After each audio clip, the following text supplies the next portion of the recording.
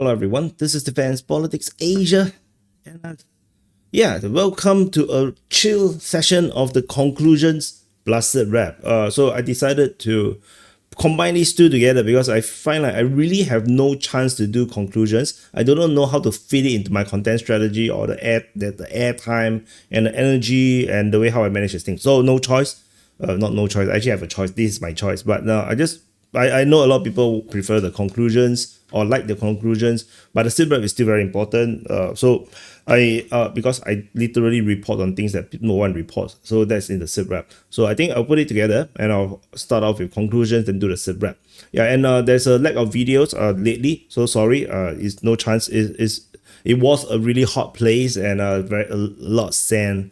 I don't like sand. It get into everywhere, but it's okay, it was a good start. I didn't mean I was not at the Saudi Arabia peace talk. I'm totally not involved in it. It's a total coincidence that I didn't do video and then we had a peace talk. No, I'm not. We have a peace talk. They have the peace talk. So anyway, let's start out with I forgot to pull out my arrow. Wait, pulled out.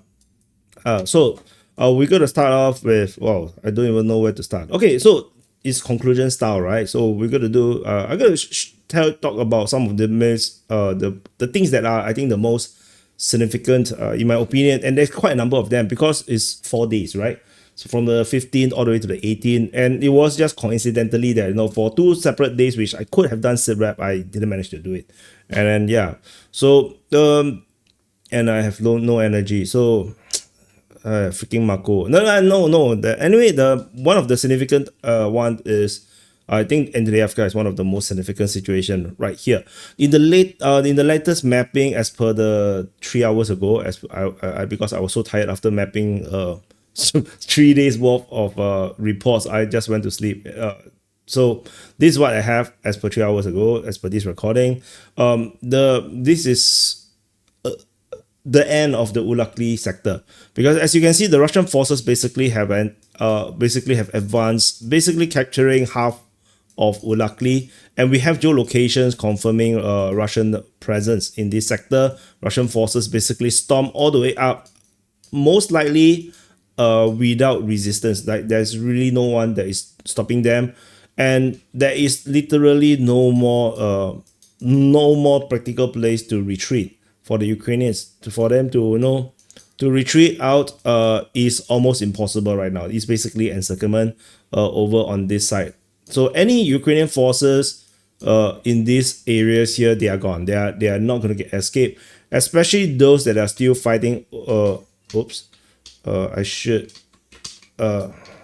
do this.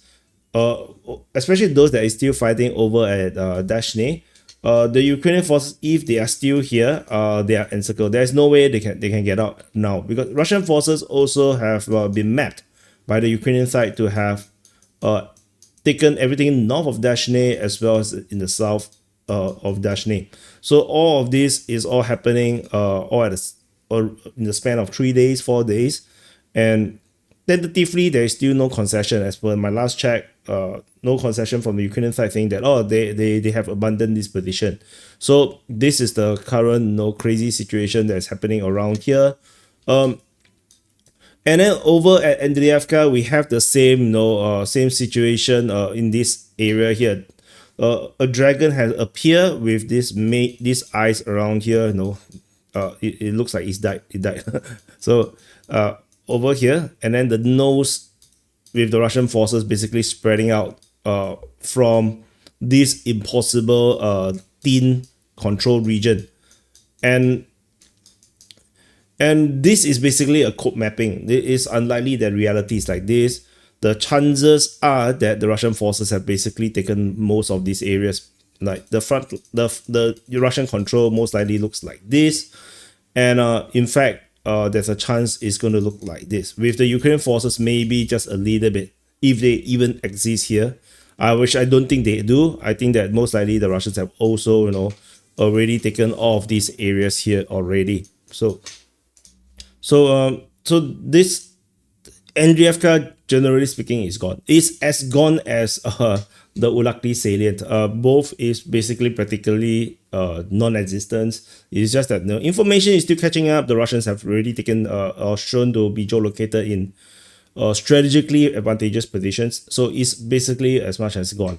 So and then over at Constantinople, also shocking news. I think this is one of the latest one. The Russian forces have been geolocated. This one is on the 18th. This one is the one of the latest geolocation. And however, the video was noted to be on the 16th. So this must have happened very like a few days ago. So the Russian force basically is now on the southern half of Constantinople.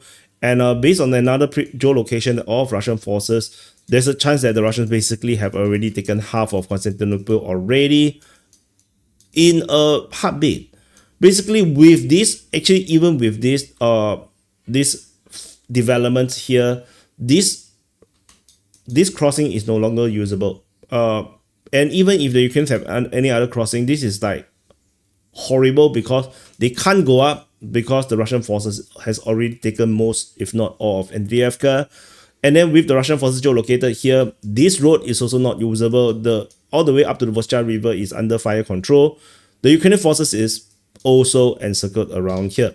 So and then not to mention this part here around Zelenivka region or anyone defending around the rivers area. All of this is all gone. Like, no, I don't want to install. So you can see this, this crazy situation. The Ukrainians are just trapped. If anything, if this is even real. So as effectively, so not talking about reality, but as in effectively, the Russian forces most likely have already taken something like this. Over the past 4 days, all of this is gone in 4 days. So this is the current situation over in the on this area here. However, the Russian Defense Ministry have not jumped ahead much. They only declared the capture of Shevchenko, and so otherwise, everything else is still being reported as fighting by both sides largely. I don't think you need me to go through everything, but you can basically go to the map. This map is accessible in the link at the description below in the DPS website. So that's something. So on the wider scale of the Andriivka front, we have fighting reported over at Oleksievka, Rozliv as well, and Oratne. Although I'm still deciding if Oratne is under Velika Novosilka or the Andriivka. Most likely Andriivka. Most likely Velika Novosilka. At Bahatia, there is a tank getting hit by FPV drone. And there was also this geolocation, which I originally actually wanted to put it as a Ukrainian capture. However, the next information came out was Deep State giving up all of this area of Ulakly. So that also decided to make me not to change the mapping based on this geolocation. So yeah, this is a horrible situation, and this is not only the only shocking stuff. Just next door at Velika Novosilka, this front line has also largely go into chaos, which mainly the Russian forces have entered into Novo Ocherituvate with the advancement from Novi Koma, and also in the north of Novi Koma, where the Russian forces basically have advanced. This I have mapped before. Okay, and never mind. So in the north of Velika Novosilka is entirely secured as well, with the Russians also now heading northward towards Bulatsky. They have entered into Novosilka, and yeah, so this is a clear sign that there is a major offensive currently ongoing in the Velika Novosilka region, and they are heading towards Skutne, Bulatsky, Privilne. Novosilka, of course, is now under battle, which I think by now is captured by the Russian forces. Novo Ocherivate, I think also similar situation. I think the Ukrainians basically has abandoned the division to really hold up the defense. I'm not entirely sure if it's anything to do with the Trump's peace talks, or initiation of peace talks with Russia. That is unclear if that is the case. Whether it affects the morale or not, it's unclear. From my sources on the Ukrainian side, from my source tell me that situation is really bad. The Russians has basically developed very effective ways of taking out very very well prepared and fortified positions with mortars, FPV drones, and whatnot. And it's not even using airstrikes yet. It's not even fabbing yet. They're just using whatever the ground troops have, and it's already destroying defenses on the second line of defense. It's not even on the first front line. The first front line is as good as dead. Is as good as no. It's just cannon fodder. People go there to die. The fortification is totally destroyed mostly, and the second line of defense is already largely made nearly impossible to hold. So that is based on my sources. So this is very and this I think is a reflection of everything across all the various front lines. So the Russian forces are attacking at Rivnopil, Novopil, as well as Andriivka as well. Although there's no frontline changes being noted in this sector, particularly over Andriivka and Novopil. This could be just shelling as well. Who knows? What is the current situation? The reports, however, is coming from both sides, Russian and Ukrainians. This on the 18th, on the 17th, the Andriivka is reported by the Russians. So the Russians are now starting to do these flanking operations on the western flank of this Velika Novosilka front, as they are continuing to make breakthroughs over in the center and over the center side of this front line. Shelling is also noted in Pidupne as well as Koma. They are attacking real logistic supports, and Rozdone and Odradne is also being challenged on the other flank. So this is more rare as well, 17 and 18. Similarly, now they are starting to attack the flanks from both sides. So this is the Velika Novosilka, and this is quite bad. These two combined is like the entire front line is collapsing. It's not collapsed entirely per se yet, although I would say the salient is collapsed. But it's like it's really seemingly like it's about on the verge of a massive break, where the Russians will start storming into a lot of positions. Although there is still some security, allegedly there is some heavy entrenchment lines and a lot of defensive positions in this area here. Maybe that might help. But it could also mean that the Russians could just storm quickly to this flank, this defense line. So that is a possibility. Another major development, I think, is over at Voreshna front. So at Voreshna front, we have some major developments. Particularly is the Russian announcement of the capture of Holivka. And this also comes with mapping from Deep State UA, noting that the Russian forces have advanced in the north of Novomlinsk, and this capture of Holivka, this is pretty significant because it's an official confirmation of Russian captures of this area here. They also mentioned the capture of Voreshna. So the entire bridgehead is getting really big. This is the Russian claim. So this is the river. I think it's like that. So this is the entire estimate of the full Russian bridgehead, and this is basically not even a bridgehead anymore. This is like a major foothold right now, and the Russians are now making pushes out of it.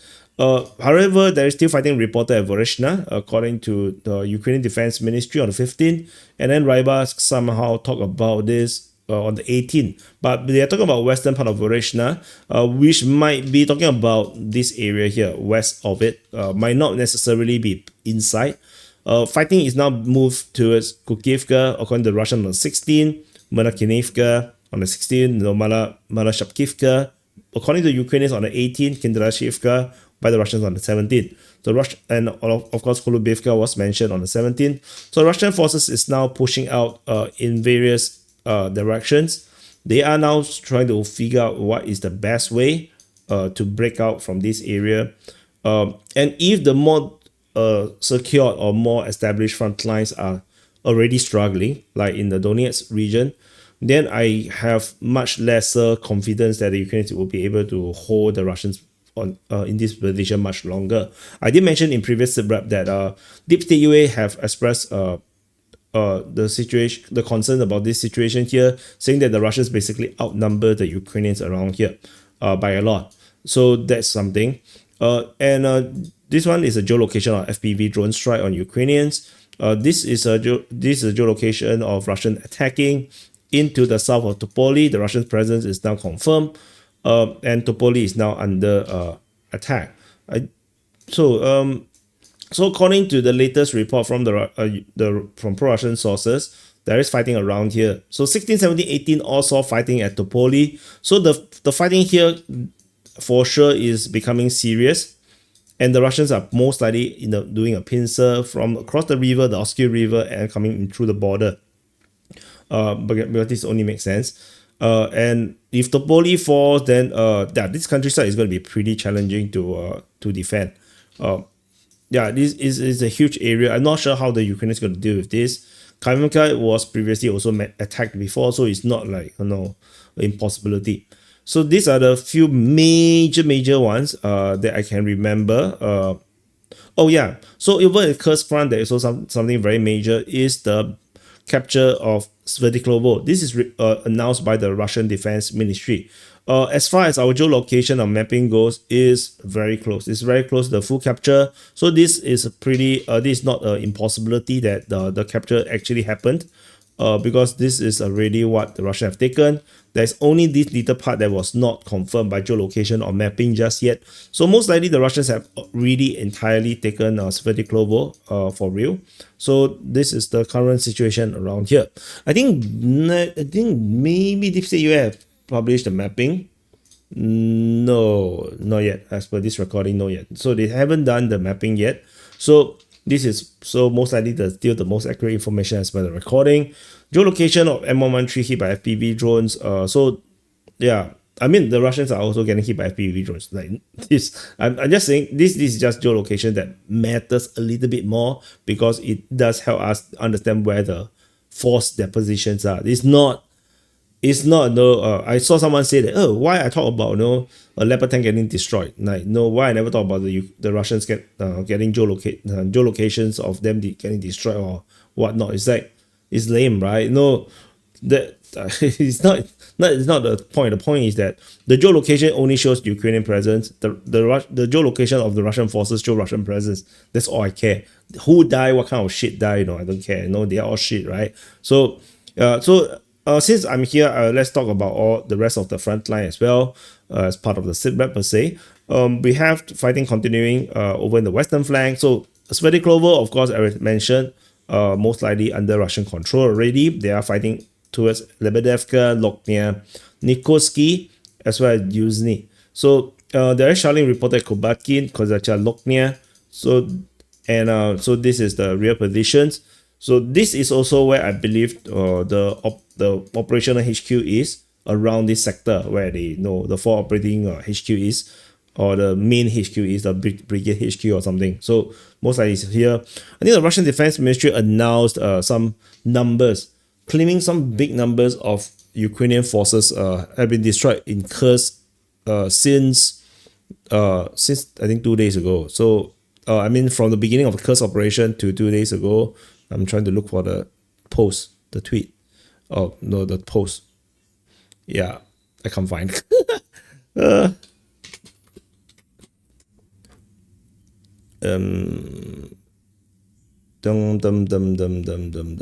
Oh, 61,000. So according to the Russian Defense Ministry, around on the 16th of February, they reported that since the start of the Battle of Kursk, until the 16th, they claim that the Ukrainians lost 61,000 troops. Of course, take it with a massive pinch of salt. But if it's true, it does show that there is a huge investment by the Ukrainian side. And so of course, don't believe it. No, they can't possibly know how many people they killed. So they only know how many people they lost. Who knows? Maybe there is 120,000 North Korean soldiers died. Who knows, man? So over in the northern flank, geolocation of Ukrainian forces is inside Malaya Loknya, which invalidates all the Russian presence at Malaya Loknya. So that is noted in the frontline changes report already. Russians are still fighting at Kotsitsa, Viktorovka. Nikolsky was mentioned just now. Nothing else over in the most northern side. It seems like the Russians are still more keen to cut off this entire salient in this way. So this is still ongoing the north. Yeah, so information, of course, is, as usual, by the Russian Defense Ministry, because it's Kursk. Ukraine need to talk about Kursk. So we don't talk about Kursk. So anyway, over in Sudzha region, at the Sudzha region, we have fighting reported over at Komarkov, Manovka. Shelling is reported at Rubiskina, Zaleshenka, Gocharovka, Sudzha, Zamoste. So these are typical. Further geolocation drone strike hitting. I'm not sure what is a Onokodets bomb. Yeah, but yeah, it is pretty far away from the front line. This drone strike, it's around there. I mean, drones can fly that far, though it's not impossible. There is also further shellings over on Ukrainian positions, southwest of Martinovka. So yeah, largely strategically, nothing changed over in the Sudzha region. This is a stronghold. Ukrainians basically have fortified Sudzha, so this is not going to be taken so quickly. Over in the southern flank, we have the Russians continue to explore Krylovka and Goevo. Generally, this is always going to be a very difficult place because of the river and the forest. As I mentioned like months ago, that this is going to be difficult. So that's all. Outside in the Sumy region, we have a lot of geolocations of drone strike, artillery strikes. This one is a Lancet hit on the Nassam surface to air missile, and then more drone strikes. Drone strike. This is the Lancet hitting an M777. So we haven't really seen Lancet for a long time. So this seems like a return of the Lancets, and but usually Lancets, the main thing is that they tend to look for highly valuable targets, and there isn't that many nowadays. Because even tanks, they don't use it on tanks anymore. Like they use FPV drones on tanks because it's cheaper, I guess. So that's what it is. So I think what else? Over at the New York front, there's also some major developments happening over at the New York sector. I mean, this is a thorax front. I say wrong. So over this region here, over at this north of New York, the Russian defense, not Russian defense ministry, the geolocation of Russian forces in the south of Andriivka or Novopassky has basically allows me to do a judgment call confirming Russian full capture of Leonidivka, and there is also geolocation of Russian forces heading west from Nelepivka. This is, of course, this is a claim, and there's always a possibility that the Russian forces previously reached here, but they got pushed back. So this is a more definitive line south of Leonidivka. Another geolocation also shows Russian forces advance around Serenivka, and this not yet invalidate everything, but there's a high chance that the Russians have actually already taken all of Nelepivka. All these regions here have maybe already far been under Russian control since forever, because I don't expect the Ukrainian soldier to be sent 5 kilometers away from safety, and not even safety, from the front line, and so they may be traveling 10 kilometers into a heavy like in totally surrounded territory by the Russians. I don't think so. It's just impossible. This is impossibility. So this is the current situation here. In the macro sense, there is shelling reported at Kleban Peak, Katerinivka, Pleshchivka. And then Krimsky is still mentioned, Torres is still mentioned, also, of course, by the Ukrainian side. The Russians don't talk about it anymore because they already declared that these two regions is captured. And then Dilievka was mentioned as well. I'm not sure how the fighting reached there. Maybe like this, I'm not sure. So this is reported by the Ukrainians. So the Ukrainians claim fighting is at Dilievka, but I have no idea how they reached there. So maybe from Krimsky, I'm not sure, but Dilievka was always mentioned. You can see since October last year. So not entirely sure how that happens. And there is an interesting also, since December, we have the first shelling of Stara Mykolaievka or Pravdovka. reported by the Russian Defense Ministry. So that's all from this sector. Even though Pilia is continuing to be mentioned as part of the Bakhmut front, some shelling, I guess, from this region here. And so that's in this region. West of Konstantinivka, Dovka Balka was mentioned. This is a bit weird, very far away. Like every time there is shelling being reported at Konstantinivka, I don't talk about it. Like I don't even map it in because it's just too far. This is one very awkward one, very out of the way. So since we are here, let's do Bakhmut front first. At the Bakhmut front, we have in the southern flank, fighting is reported at Bilohora. Alexandru Shutine, because this is a very weird place. You know, when you zoom in, the name just disappear. Like, why? So anyway, Alexandru Shutine, and fighting is reported at Priteshne and Stuposhki. So, yeah, this is horrible. It just destroys my mapping. Yeah, like this. No, so this is the current mapping in this area here. The map doesn't change at all. It's basically just the reports. So Alexander Shutine is mentioned by the Ukrainians on the 18th, basically yesterday. How the Russians hit this position or attack towards this position. I wonder if the Russians actually have such an advanced position over on the west of the canal, which allows them to attack. I'm not sure if that's the case. There's also always a possibility the Russians have taken this forest, and from this forest they launch an attack on Priteshne and Alexandru Shutine. There's also a possibility. Over in the northern flank, we have fighting reported over at Chasivia, and Shovone was mentioned, probably just shelling. This is a geolocation. It should be blue. FPV drone strike hitting some ammunition dump in Berelyovka. Over the far north, there is the mention of Nikiforivka on the 17th. Geolocation, this FPV drone hitting a self-propelled artillery mound. Yeah, so whatever that's supposed to mean. I didn't look at the video. I'm kind of bored with military porn, and there is also mention of Vesukivka. But this looks a bit more serious. The Ukrainians have mentioned it for 3 straight days, 16, 17, 18. So there seems to be some kind of operation in this sector, which does make sense. This is actually a weak spot. Strategically super important. An advance from here could potentially collapse the Sivas front. But of course, the Russians have not really tried to do this because I think that they still want the Sivas front. And so we could talk about the Sivas front. And so in this region here, Dronivka was mentioned, Serebrenka was mentioned, Horokhodivka was mentioned. Better fighting is being reported at Bilohorivka, Verkhomakanyamske, Ivanodarivka, Perezne, and Sivas. Largely, the Ukrainians mentioned about the Verkhomakanyamske as far as yesterday. As Ivanodarivka is much more, it's 15. They no longer try there. So Bilohorivka is also one of the latest one. So we shall see this.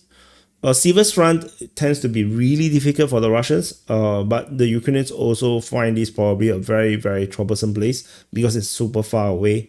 So so let's see how this play out, and let's go to next door as well. Over at the Liman front, as you can see, it's a 4-day report, so it's a bit complicated. Shelling is reported at Chandriholove, Torobisheve. Fighting is reported Torex, Dibrova, Zarishne, Kolozyazi, Terny, and Yampolivka. And Russian Defense Ministry in their yesterday's report announced the capture of Yampolivka. So there is a chance that the Russians have already taken the entirety here. They have taken Yampolivka and established a front line looking like this. So this is developing. Geolocation, FPV drone hitting a pickup. So the Russians are making slow advance in this area. This area is pretty well defended by the Ukrainians. It has been a long time front line. So not surprising that the Russians are making slow progress, but they are still making progress, which is the main concern. Because if this is the best defended line, then the Russians are still making progress. I'm quite sure it's very concerning.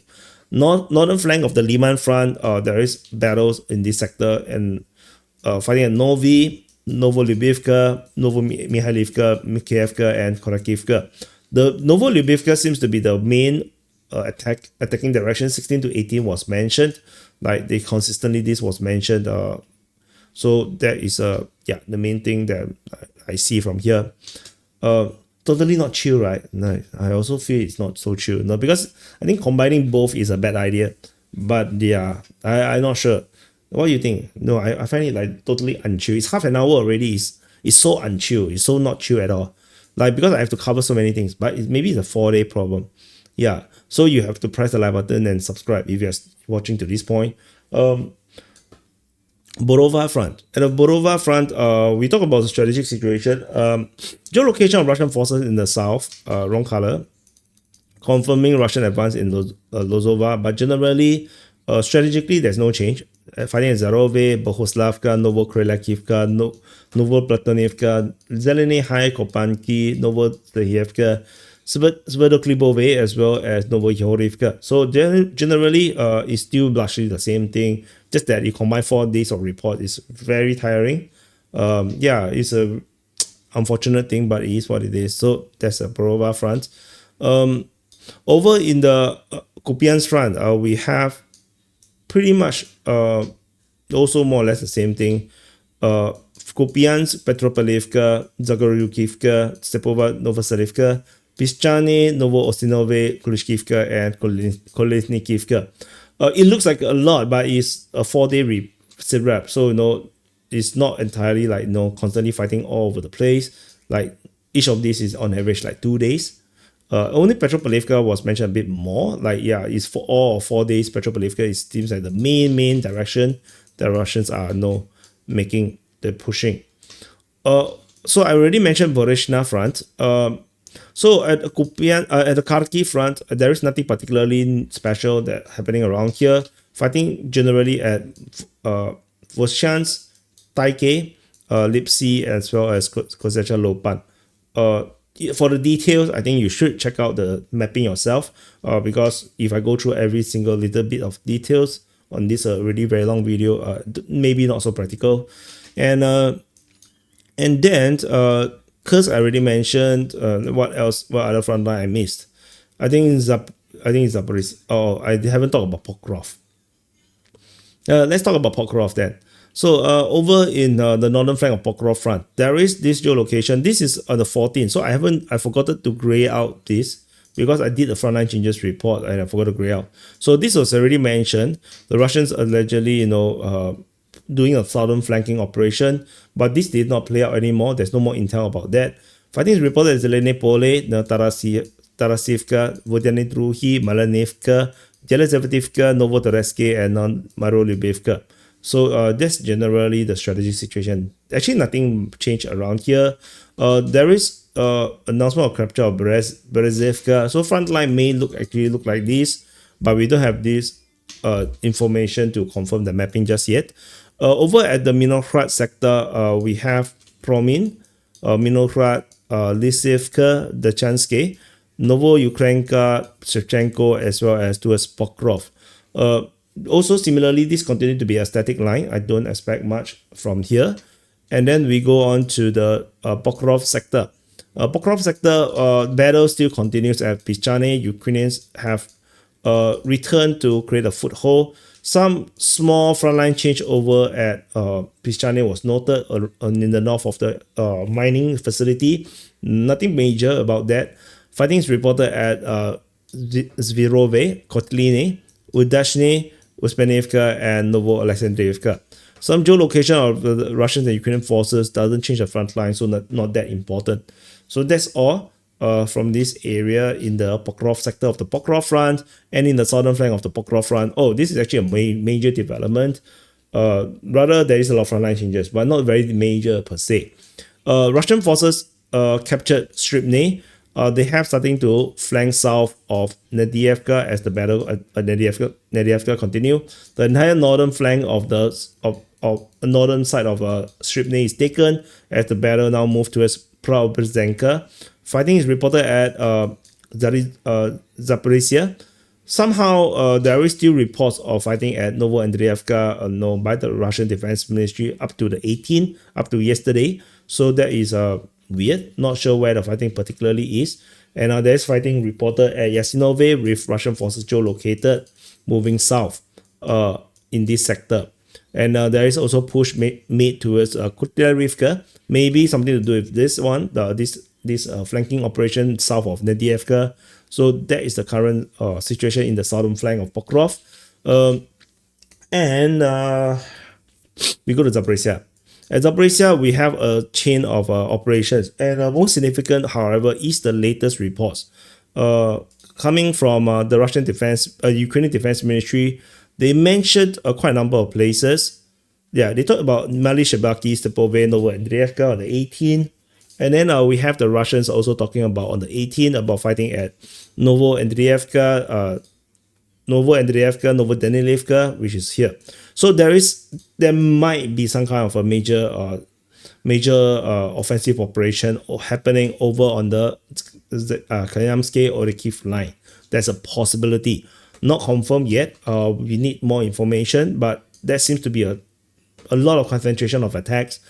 So Hoyapele was mentioned, Novodanilivka, Nestrianka, Novoandriivka, Shebaki, Mali Shebaki, Stepove, Pyatikaki, and Kayamsky. And honestly, most of these is starting on the 16th on the west at the Stepove. So then all the way Stepove all the way to Novodanilivka is now the front line where the Russians are now pushing. So I'm not sure if this is a major offensive operation. So let's wait and see. Some geolocation. This is a geolocation of a airstrike, a fat bomb on Orikhiv. So this is pretty significant. Yeah, so a lot of significant. Everything is important. No, I don't know where to start. And at Kherson front, this is the only one I know is not important. Very not important. This is just a lot of shelling report. We can go through it, but quite pointless. So you can just enjoy me slaughtering the Ukrainian and Russian names. Keterivka, Milove, and then so Tiahinka.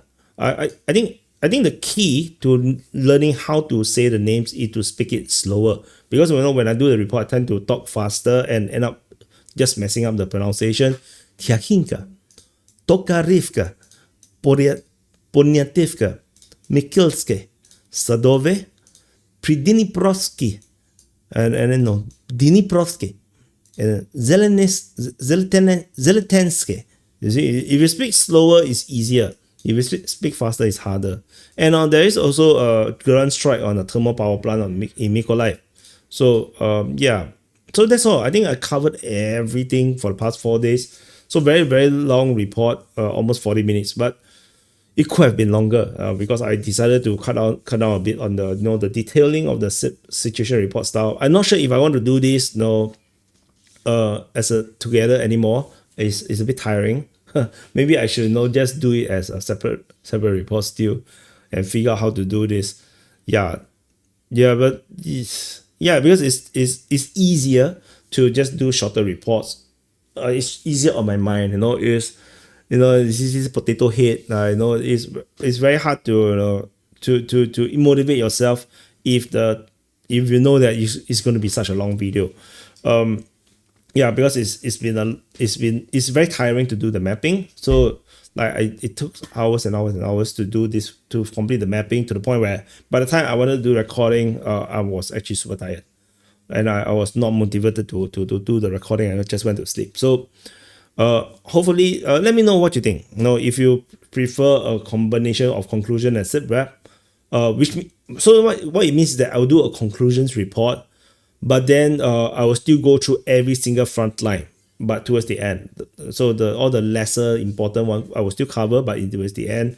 But the video will still be very long. It will be shorter if it's a sit rep on its own, and then some conclusions on its own. However, that will also mean that there's a high chance that I will not be doing conclusions because sit rep is a mainstay. It's a technical report. I have been doing this since day one, so I will continue to do it as long as the war continues. But conclusions is a bit more like opinion based, and I'm a bit reluctant to really put these two together that much. So yeah, and if I go to do a technical report, it's very hard for me to to concentrate on and of on analysis and opinion. So I'm not sure. Maybe it's a bad idea to combine the two. But anyway, yeah, let's see how this goes. See my mood. So thank you for watching. Press the like button, subscribe. Yeah, and I'll see you guys in the next update.